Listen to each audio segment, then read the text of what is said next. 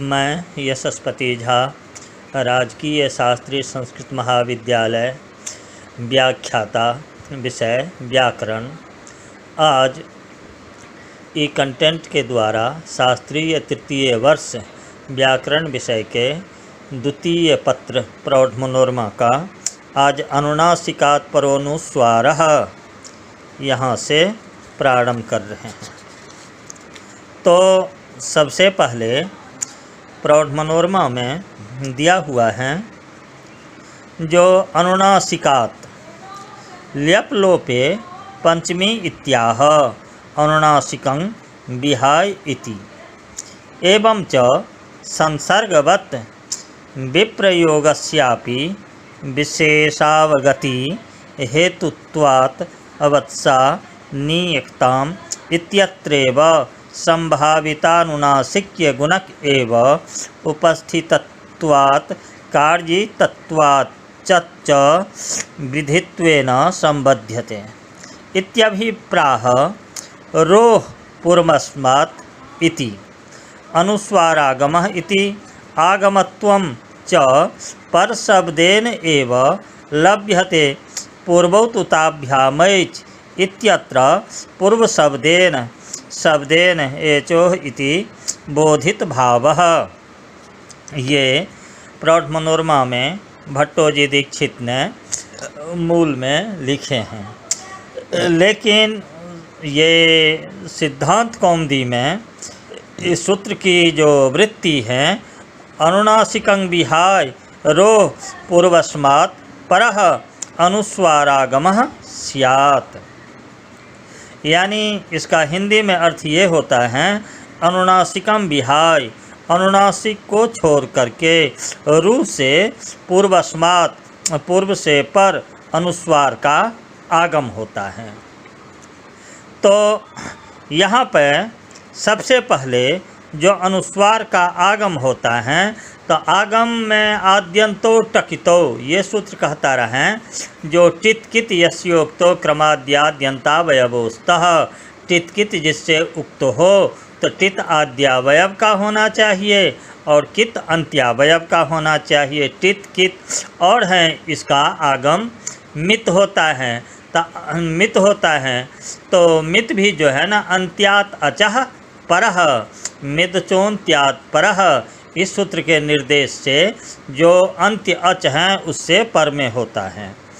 तो यहाँ पर मनोरमाकार जो लिखते हैं ल्यप लोपे पंचमी इत्याह अनुनासिकं विहाय इति, यानी अनुनासिकात् इत्यादि सूत्र में अनुनासिकात् पद में जो पंचमी हुई हैं वह ल्यप लोपे कर्मण्यधिकरणे च इस वार्तिक से हुई हैं, जहाँ पर ल्यबंत का लोप अर्थात प्रयोग नहीं हो, परंतु ल्यबंत का जो अर्थ होता है वह अर्थ गम्यमान हो। तो गम्यमान उस ल्यबंत क्रिया के कर्मवाचक और अधिकरणवाचक शब्द से पंचमी होती हैं। यहाँ भी विहाय, यानी इस ल्यबंत का प्रयोग सूत्र में नहीं है, तथापि उस विहाय का जो अर्थ है त्यक्त्वा उस त्यागक क्रिया के कर्मवाचक अनुनासिक पद से पंचमी हुई हैं। इसी तरह से दूसरे तरह से विचार किया जाता है जो ल्यप लोपे इति दिग्योग लक्षणया तु न अत्र अनुस्वार परानुनासिकः पूर्वस्य तु बा इति न्यासेन सिद्धौ अनुनासिकात् परः इत्यस्य वैयर्थ्यापत्तेः इति भावः, यानी दिशावाची दिग्वाची पर शब्द को देखकर किसी को यह भ्रम न हो जाए कि अनुनासिकात में दिग्योग लक्षणा अर्थात अन्यारातितरर्थे दिक् शब्दांचुत्तर पदा जाहि युक्ते सूत्र से विहित पंचमी हुई हैं। इसलिए यहाँ पर शब्द रत्न में यहाँ पर दिग्योग लक्षणा पंचमी नहीं हुई है, क्योंकि यहाँ दिग्योग लक्षणा पंचमी होती तब तो अत्रानुस्वार परानुनासिकः पूर्वस्य तु वा, ऐसा ही न्यास कर देने से ही पूर्व को विकल्प से अनुस्वार पर अनुनासिक हो जाता। पुनः अनुनासिकात पर यह सूत्र ही व्यर्थ हो जाएगा। लेकिन दिग्योग लक्षणा पंचमी मानने का अर्थ होगा कि पर शब्द दिग्वाची है, तो उसका अर्थ होगा जो अनुनासिकात पर अनुस्वार का अर्थ होगा, अनुनासिक के आगे अनुस्वार का आगम हो। इसका अर्थ हुआ कि तब अनुनासिक के अभाव में अनुस्वार नहीं होगा, अपितु अनुनासिक रहने पर ही उसके आगे अनुस्वार होगा। ऐसा तो अत्रानुस्वार परानुनासिकः पूर्वस्य तु वा, ऐसा विधान करने से ही हो जाएगा। इस न्याय का अर्थ होगा रु से पूर्व को अनुस्वार पर अनुनासिक अर्थात अनुस्वार हो, पर आगे जिसके ऐसा अनुनासिक विकल्प से हो। इस प्रकार जब अनुनासिक होगा तो उसके आगे अनुस्वार भी हो ही जाएगा। एवं च वैकल्पिक अनुनासिक से परे अनुस्वार का विधान इस न्यास से हो ही जाएगा। पुनः अनुनासिक के आगे अनुस्वार का विधान करने वाला अनुनासिकात परोनुस्वारः सूत्र व्यर्थ ही हो जाएगा। अतः यहाँ पर शब्द दिग्वाची नहीं है। इस बात को सुनिश्चित करने के लिए यहाँ भी कहा गया है दिग्योग लक्षणा पंचमी नहीं है। एवं च विहाय ल्यबंतक क्रिया का अर्थ है छोड़कर, त्याग कर, क्योंकि कत्वा का स्थान में ल्यप प्रत्यय होता है, अर्थात अनुनासिक के अभाव में। तो जैसे संबंध अर्थ विशेष के निर्धारण के में कारण होता है, वैसा ही विप्रयोग अभाव भी अर्थ विशेष के निर्धारण में कारण होता है। जैसे सबत्सा शब्द से वत्स संबंध विशिष्ट अर्थ विशेष अर्थात बछड़े सहित गाय का ज्ञान होता है। उसी अवत्सा आनीयताम, यहाँ पर अवत्सा शब्द से भी वत्स रहित गाय रूप अर्थ विशेष का ज्ञान होता है। जैसे सानुनासिक कहने से अनुनासिक गुण विशिष्ट रूप अर्थ विशेष का ज्ञान होता है, उसी प्रकार अनुनासिकम विहाय का अर्थ होगा अनुनासिक गुण जिसमें संभावित हैं उसे छोड़कर, क्योंकि संभावित अनुनासिक के गुण विशिष्ट रूप अर्थ विशेष ही विहाय इस विप्रयोग अर्थात अभाव बोधक पद से उपस्थित होता है और आकांक्षा भी उसी की है। इसलिए विहाय के द्वारा उपस्थित संभावित अनुनासिक गुण विशिष्ट ही सूत्रोक्त पूर्वस्य इस अवधि साकांक्ष की अवधि के रूप में संबद्ध होता है।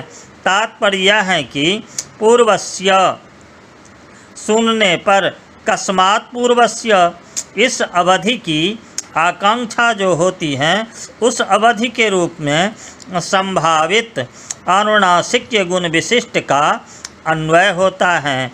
वह संभावित अनुनासिक के गुण विशिष्ट रु ही हैं। अतः यहाँ पर कहा गया है रोह पूर्वस्मात् अनुस्वारा गमः स्यात्। यह बात सूत्र में पर शब्द से लब्ध होता है। यहाँ पर भी उक्त ग्रंथकार कहते हैं जो पर शब्देन एव, ऐसा एव शब्द का जो प्रयोग किया है उस एव शब्द का अर्थ अवधारणा निश्चय ही नहीं है, अपितु प्रसिद्धि है। इसी बात को लेकर के यहाँ पर शब्द रत्न टीका में भी कहते हैं, जो पर शब्दे नैवेति प्रसिद्धा व्यवकारः, यानी नयवाभ्याम पदांताभ्याम पूर्वोतुताभ्याम ऐच। इस सूत्र में प्रसिद्ध पूर्व शब्द के कारण ऐच यानी ऐच प्रत्याहार ऐ और औ का आगम है, यह बात ये प्राप्त होते हैं। उसी प्रकार इस सूत्र में भी प्रसिद्ध पर शब्द के कारण अनुस्वार का आगमत्व सिद्ध होता है। तदनंतर अब अग्रिम जो सूत्र दिया हुआ है, जो विसर्जनीयस्य सह, विसर्जनीयस्य सह, तो विसर्जनीयस्य खरीति एतच्च मंडूकप्लुत्या खरवसानयोर्विसर्जनीयः इति सूत्र अनुवर्तते। ननु अनुस्वारस्य अनच्त्वात् ततः परस्य द्वित्वं न स्यात् एवेत्यत आह। अनुस्वार विसर्गेत्यादि अकरोपरि इति। यदि तु इकारोपरि पठ्येरन् तर्हि पयः सु यशः सु इत्यादौ इनः परस्येति सत्वं स्यात् इति भावः। अच्त्वात् इति न चैवं हरिः कर्ता हरिं अस्मरेत् इत्यादौ यनादि प्रसंगः त्रिपादिस्थत्वेन विसर्गादीनाम् असिद्धत्वात् अनुस्वारस्यापि द्वित्व इति अपि शब्दात्मककारस्य वचनान्तरेणेति अचोरहाभ्यां द्वे इति कृतेपि यनोमयो इति भवत्येवेति भावः। ये प्रौढ़ मनोरमा के मूल भाग में दिया हुआ है विसर्जनीयस्य इस संदर्भ में।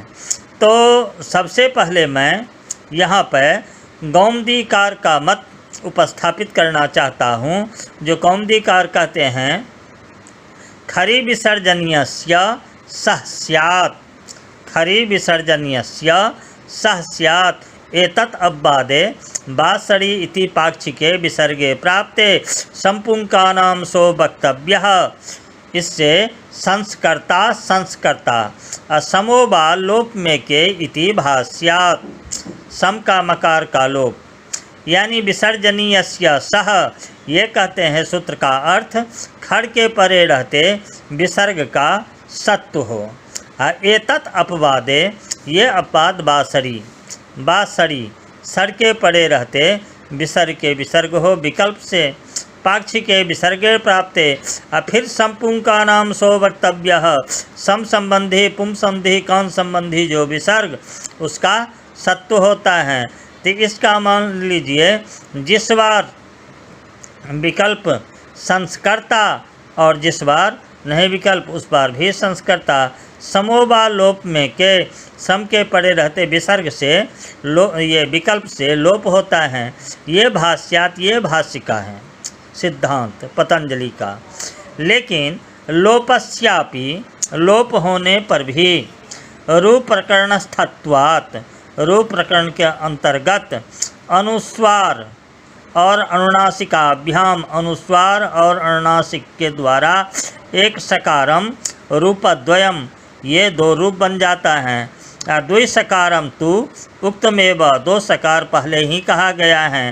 तत्र अनचिच इति सकारस्य, अनचिच सूत्र के द्वारा सकार के द्वित्व पक्ष में त्रिसकारम अपि रूपद्वयम, तीन सकार वाला भी रूप दो प्रकार के। अनुस्वार विसर्ग जिह्वा मूलीय उपधमानीयानाम अकारोपरि, ये आकार के परे रहते सरसु, सर प्रत्याहार के पाठस्य उपसंख्या तत्वेन अनुस्वारस्य अपि अच्त्वात्, अनुस्वार को भी अच माना गया है। तो अनुनासिक बताम, अनुनासिक मानने पर त्रयानाम तीन और सरह खयः इति क द्वित्वे षट्, ये ककार के द्वित्व होने पर 6 प्रकार के रूप हो जाता है। और अनुस्वार बताम अनुस्वारस्यापि द्वित्वे, और अनुस्वार बताम अनुस्वार के होने पर अनुस्वारस्यापि, अनुस्वार को भी द्वित्व होता है। तो द्वादश 12 प्रकार के एवं अष्टादशानाम 18 प्रकार के होते हैं। तकारस्य द्वित्वे, तकार के द्वित्व होने पर वचनांतरेण पुनर्द्वित्वे, फिर विकल्प से ये उसको भी द्वित्व हो जाता है। 18 प्रकार के जो हैं। एक तम 1 तकार, द्वितम 2 तकार और त्रिततम 3 तकार, चतुष्पंचाशत यानी 54 प्रकार के।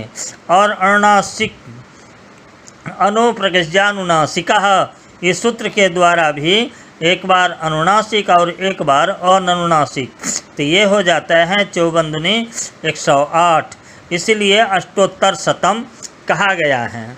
लेकिन यहाँ पर ये सिद्धांत कौमुदीकार के हैं, लेकिन मनोरमाकार कहते हैं जो खड़ी थी, यानी इस सूत्र में खड़ी की जो अनुवृत्ति आती है उसके विषय में भी कहते हैं। जो मंडूक प्लूत न्याय के द्वारा खरबसानयो, इस सूत्र में खरी की अनुवृत्ति आती हैं। यहाँ प्रश्न यह उठता है कि खरबसानयोर विसर्जनीयः पद जो हैं इतरेत्तर योग द्वंद्व समास से समस्त हैं। एवं च एक योग निर्दिष्टानाम सहवा प्रवृत्ति ही असह निवृत्ति ही, इस न्याय के अनुसार तो पूरे खरबसानयोर विसर्जनीयः की ही अनुवृत्ति होनी चाहिए। उसके एक देश केवल खरी की अनुवृत्ति कैसे आएगी? तो इसीलिए यहाँ पर इसका समाधान करने के लिए शब्दरत्नकार कहते हैं जो एक देशे स्वरितत्व प्रतिज्ञाय इत्यपि बोध्यम, अतएव अवसानेन सह पूर्वेण सन्निकर्ष रूपा संहिता तु अवसाने अपि अस्ति एव, अतएव संहिताधिकारे अवसान कार्यपाठः संगच्छते। यानी खरबसानयोर विसर्जनीयः, इस एक पद के एक देश खरी, ये इसमें ही स्वरितत्व प्रतिज्ञा की गई, अतः खर मात्र की अनुवृत्ति आती है। इसीलिए उसी पद के अवसान अंश की मंडूकप्लुत्या अनुवृत्ति नहीं आती, क्योंकि उस अंश में अवसान अंश में स्वरितत्व की प्रतिज्ञा नहीं है। यहाँ पर कोई इस सूत्र में अवसान की अनुवृत्ति नहीं आने में स्वरितत्व प्रतिज्ञाभाव को कारण नहीं मानते हुए कहता है कि संधि रूप यह सत्व कार्य संहिता के अधिकार में विहित हैं। अतः जहाँ वर्णों का अतिशय सान्निध्य रूप संहिता होती है परः सन्निकर्ष संहिता के द्वारा, वहीं पर सत्व संधि होगी। अवसान तो वर्णों के अभाव को कहते हैं। विरामोवसानाम, तो अवसान में विद्यमान विसर्ग का दूसरे वर्ण से अतिशय सान्निध्य अर्थात संहिता रहेगी ही नहीं तो सत्व नहीं होगा। इस प्रकार यदि यहाँ अवसाने की अनुवृत्ति आ भी जाती तब भी संहिता के न होने से सत्व होना संभव नहीं था। अतः अवसाने की अनुवृत्ति यहाँ नहीं आती। उपर्युक्त व्याख्यान का खंडन करने के लिए ही यहाँ शब्दरत्न कहते हैं पूर्वेन सन्निकर्ष रूपा, पूर्वेन सन्निकर्ष रूपा कहते हैं, जिसका तात्पर्य यह है कि विसर्ग यदि अवसान में भी रहेगा तो उसका अपने से पूर्व वर्ण के साथ सन्निकर्ष अर्थात अत्यंत सान्निध्य रूप संहिता तो रहेगी ही। तो इस अवसान में स्थित विसर्ग को भी सत्व तो हो ही सकता था। यदि यहाँ अवसाने की अनुवृत्ति लाते तो अतः यहाँ अवसाने की अनुवृत्ति के नहीं आने का कारण स्वरी तत्व प्रतिज्ञा का अभाव ही है, न कि संहिता का अभाव। इसीलिए अवसान में होने वाले कार्यों का पाठ संहिता के अधिकार में करना उपपन्न होता है। लेकिन वैयाकरण सिद्धांत कौमुदी में सकार को पुनः अनचि च से द्वित्व होने में कारण बताया गया कि अनुस्वार का आकार के ऊपर पाठ होने से अनुस्वार भी अच हैं, अतः अनुस्वार रूप अच से परे सकार रूप यर को द्वित्व होता है। लेकिन ग्रंथकार मनोरमा में कहते हैं जो उसी के विषय में पहले पूर्व पक्ष ननु इत्यादि से करते यह है कि अनुस्वार तो अच नहीं है, पुनः उससे परे सकार को द्वित्व नहीं हो सकता। इसी प्रश्न का समाधान करने के लिए कौमुदी में कहा गया अनुस्वार विसर्ग इत्यादि, अर्थात अनुस्वार विसर्ग जिह्वा मूलीय आदि का आकार पर तथा सर में पाठ होने से अनुस्वार भी अच है, अतः उससे परे सकार को द्वित्व हो सकता है। और इसके आगे भी कहते हैं जो अनुस्वार विसर्गादि का आकार के पर पाठ हैं, यदि इकार के ऊपर उनका पाठ होता तो अनुस्वार विसर्गादि भी इकार कहलाते। तो पयः सु यशः सु इत्यादि में विसर्ग रूप इकार के कारण यहाँ सु का सकार इनसे परे होगा, तो इनः सह से उस सकार को सत्व होने लगता है। लेकिन इसका शब्द रत्नकार के मतानुसार जो कहते हैं जो सत्वम स्यादिति अतएव पुंस्त्यादौ उकारम निमित्ती कृत्यानुस्वार व्यवधाने सत्वमाशंक्य नुमस्थानिकानुस्वारस्यैव नुम विसर्जनीय इति सूत्रे ग्रहणात् नेति भाष्यं संगच्छते। इकारादि उत्तरम पाठे ही अनुस्वारम इनं गृहीत्वा सत्वं दुर्वारम स्यादिति भावः।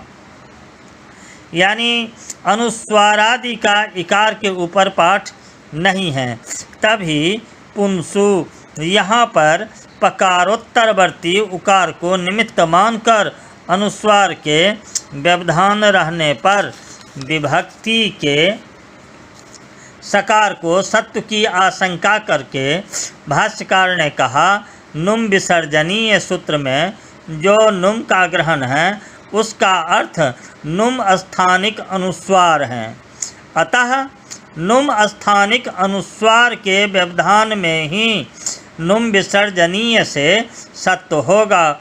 पुंसु का अनुस्वार नुम स्थानिक नहीं है अपितु म स्थानिक है, अतः सत्व नहीं होगा।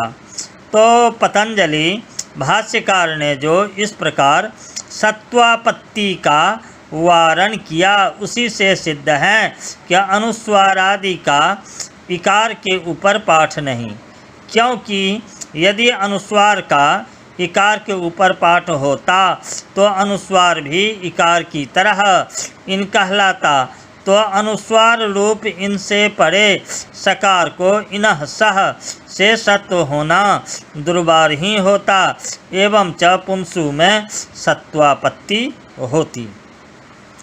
लेकिन यहाँ पर मनोरमाकार के अनुस्वार कहते हैं जब अनुस्वार आदि को अच मानने पर स्वयं आशंका करते हैं कि तब तो हरिः कर्ता हरिं स्मरेत इत्यादि में यनादि का प्रसंग होने लगेगा, क्योंकि इकार रूप इक से अव्यवहित पर में विसर्ग रूप आकार है ही, तो हरिः में यन होने की तथा हरिम स्मरेत यहाँ पर इकार रूप इक से अनुस्वार रूप आकार के परे होने से यन आदि का प्रसन्न होने लगेगा।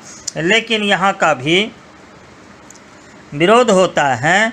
शब्द रत्न के कारण जो यनात् इति पुरुषवर्ण दीर्घ आदि शब्दार्थः अयं पाठः अनित्यः अटक्षु इति सूत्रे अनुस्वारोपलक्षणं लक्षण नुम ग्रहणात् अतएव हरिम जयति इत्यादो झलाम झसी इति न इति बोध्यम इति कश्चित, किसी विद्वान के मत से।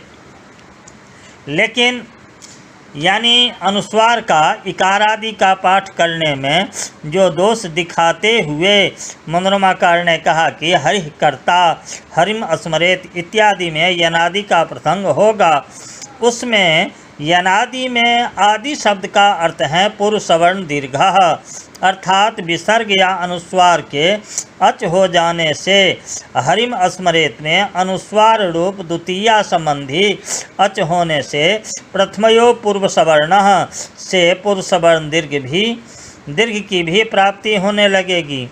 लेकिन सबरत्न टीकाकार कहते हैं कि अयम पाठः अनित्यः, अर्थात अनुस्वार विसर्ग आदि अयोगवाहा का जो आकार पर पाठ किया गया है वह पाठ अनित्य है, अनुस्वार में अत्व अनित्य है। यह बात अटकुपुआंग नुम व्यवाएपि इस सूत्र में उपलक्षण नुम के ग्रहण करने से सिद्ध होती हैं, क्योंकि यदि अनुस्वार में अत्व नित्य रूप में रहता तो सूत्र में अब अट का ग्रहण है ही, तो अट से अट के ऊपर पठित अनुस्वार आदि अयोगबाहों का भी ग्रहण हो ही जाता। पुनः नुम ग्रहण करने की क्या आवश्यकता थी? कुछ भी नहीं। अतः अनुस्वारोपलक्षक नुम ग्रहण से यह बात सिद्ध है कि अयोगबाहों का अट के ऊपर अर्थात आकार के ऊपर पाठ अनित्य है। इसीलिए हरिम जयति यहाँ पर झलाम झसी से अनुस्वार को जकार रूप जस्त नहीं होता। यहाँ तात्पर्य यह कि अयोगबाहों का पाठ अट तथा सर के ऊपर किया गया है। एवं च यदि यह पाठ नित्य माना जाएगा तब तो अनुस्वार रूप अयोगबाह में नित्य सर्त रहेगा। एवं च सर प्लस स तालव्य स मूर्धन्त स दंत स और झल भी है। यहीं तो हरिम जयति में हरिम का अनुस्वार झल भी कहलाएगा, तो उसे जयति के जकार रूप झस के परे झलाम झसी से जस्त होने लगता। एवं च अयोगबाहास्तु विज्ञेया आश्रयस्थान भागिनः। इस शिक्षा वचन के अनुस्वार का स्थान उसके स्थानीय इकार का जो है वही होगा, तो अनुस्वार भी तालव्य होगा। अतः तालव्य अनुस्वार के स्थान पर तालव्य जस जकार होने लगेगा, जो होता नहीं है।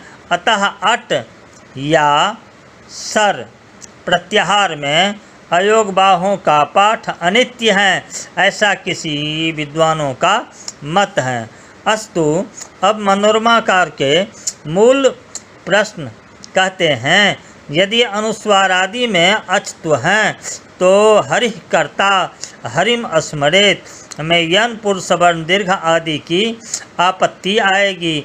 अतः उनमें अचत्व नहीं मानना चाहिए। एवं च यदि अनुस्वार में अचत्व नहीं माना जाएगा तो अनुस्वार से परे सकार को जो अनचि च से द्वित्व कौमुदी में कहा गया वह अनुचित होगा। अतः मनोरमाकार समाधान कहते हैं कि अनुस्वार विसर्ग आदि त्रिपादिस्थ है, अनुस्वार विसर्ग आदि त्रिपादिस्थ हैं। अतः वे सब यन पुरुष सवर्ण आदि की दृष्टि में असिद्ध हैं। अतः अनुस्वार के परे या विसर्ग के परे हरिः कर्ता आदि में यन आदि अनिष्ट कार्य नहीं होंगे। अतः विसर्गादि में अचत्व मानने में कोई दोष नहीं है। लेकिन कौमुदीकार ने कहा है, जो संस्कर्ता के सिद्धि के प्रसंग में 108 रूप सिद्ध करते हुए कहा गया है कि अनुस्वारवताम अनुस्वारस्यापि द्वित्वे, उसमें अपि शब्द से ककार का ग्रहण समझना चाहिए। यह मनोरमाकार कहते हैं, इसका तात्पर्य यह निकला कि अनुस्वार वाले 3 रूपों के अनुस्वार को तथा ककार को भी विकल्प से द्वित्व होगा। तो अनुस्वार पक्ष में 12 तथा अनुनासिक पक्ष में 6, इस प्रकार मिलाकर जो 18 रूप बनेंगे, उन 18 के तकार को पहले द्वित्व होगा और वचनांतर से उसी तकार को पुनः द्वित्व होगा। तो 1 तकार वाले 18, 2 तकार वाले 18 तथा 3 तकार वाले 18 रूप बनेंगे। यहाँ प्रश्न यह होता है कि लक्षणस्य सक्रिदेव प्रवृत्ति के अनुसार जब एक बार तकार को द्वित्व हो जाएगा तो पुनः उसी तकार को द्वित्व कैसे होगा। तो इसी प्रश्न का समाधान करने के लिए वैयाकरण सिद्धांत कौमुदी में कहा गया, वचनांतरेण पुनर्द्वित्वे, तात्पर्य यह है कि एक ही लक्ष्य में एक ही लक्षण दोबारा प्रवृत्त नहीं हो सकता, परंतु एक ही लक्ष्य में क्रम से 2 लक्षण तो प्रवृत्त हो ही सकते हैं। अतः जिस सूत्र से तकार को पहले द्वित्व होगा उससे भिन्न सूत्र से दोबारा द्वित्व होगा। तब जिज्ञासा होती है कि वे 2 सूत्र कौन से हैं। इसमें मनोरमाकार कहते हैं, पहले अचोरहाभ्याम 2, अचोरहाभ्याम सूत्र से द्वित्व होगा। तत्पश्चात यनोमयो द्वे वाच्ये, ये वार्तिक से होगा। लेकिन यहाँ पर ये शब्द रत्नकार कहते हैं कि भवत्ये वेति एकस्य द्वितीया उच्चारणस्य एकेन साधुत्वबोधनं तयोर्मध्ये परस्य द्वितीया उच्चारणस्य अनेन साधुत्वबोधनम इति भावः। यानी तकार को यदि 2 बार द्वित्व होता तो 3 तकार होंगे, तो उसमें पहले बार जिस तकार का द्वित्व रूप में उच्चारण होगा उस द्वितीय तकार में साधुत्व बोधन अचोरहाभ्याम द्वे, इस एक सूत्र से होगा। पुनः उच्चारित उन तकारों के मध्य जिस तकार का पुनः द्वित्व तकार के रूप में अर्थात तृतीय तकार के रूप में उच्चारण होगा, उसमें यनोमयो द्वे वाच्ये, इस दूसरे सूत्र से साधुत्व का बोधन किया जाएगा। तब जाकर के अष्टोत्तर 7 रूप संस्कृता का बनता है। इत्यलम।